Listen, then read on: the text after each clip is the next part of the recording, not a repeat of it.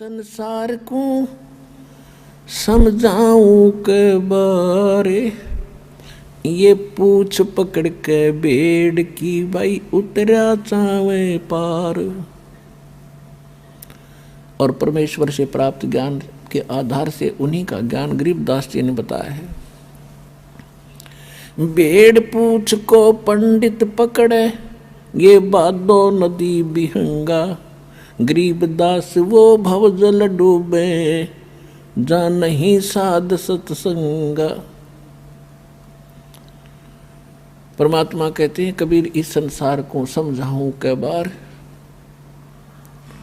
और ये पूछ पकड़ के भेड़ की और दरिया से पार होना चाहते हैं। इन नकली गुरुओं ने, अज्ञानियों ने आपको भवसागर से पार होने की जो विधि बताई है, जो देवी देवताओं की पूजाएं, अन्य मंत्र जो सदग्रंथों में प्रमाणित नहीं है, वो शास्त्र विधि त्याग कर मनमाना आचरण है।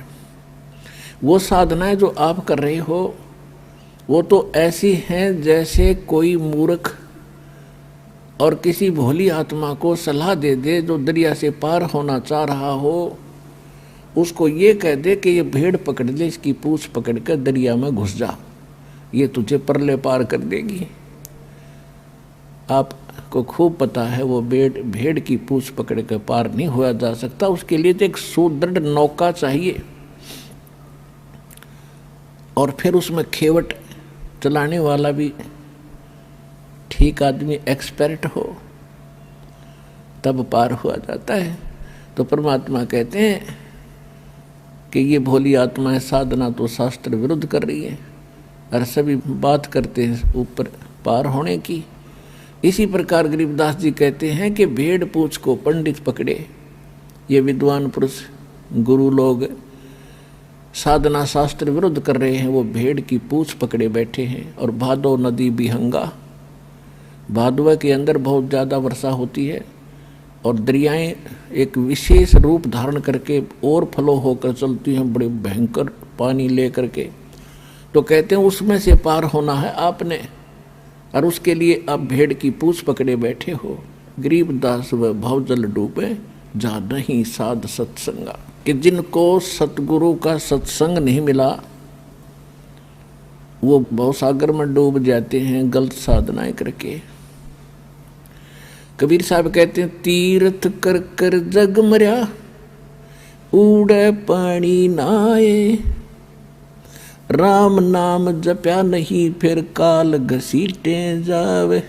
कहते गंगा काठे घर करो, गंगा किनारे घर करो, और चाहे पीवो निर्मल नीर।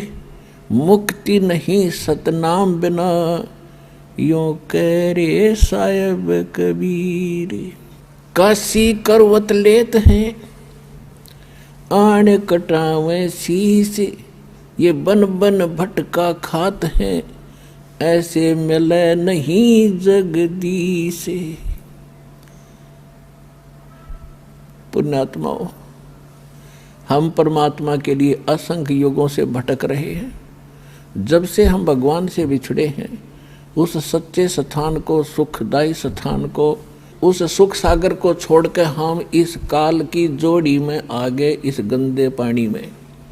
उसी दिन से आत्मा को आभास है कि वो सुख पुनः प्राप्त हो, और उस सुख की प्राप्ति के लिए काल ने आपके ऊपर पर्दा डाल दिया। या त्रिगुणमयी माया, रजगुण ब्रह्मा, सतगुण विष्णु, तमगुण शिव जी के अंदर से निकल रही एक ऐसी किरणें आपको अचेत कर देती हैं, आप पर इतना प्रेशर डाल देती हैं कि आप रोजी रोटी तक सीमित हो जाते हो। और फिर भक्ति के लिए कभी अंगड़ाई लेती है आत्मा, तो उसके लिए काल ने करोड़ों की संख्या में ये दूत बैठा रखे हैं काल के, जो गलत साधना बताते हैं, शास्त्र विरुद्ध भक्ति बताते हैं। अगर किसी की आत्मा भक्ति की तरफ प्रेरित होती है तो इन काल के दूतों के जाल में फंस कर अपना जीवन नाश कर जाती है।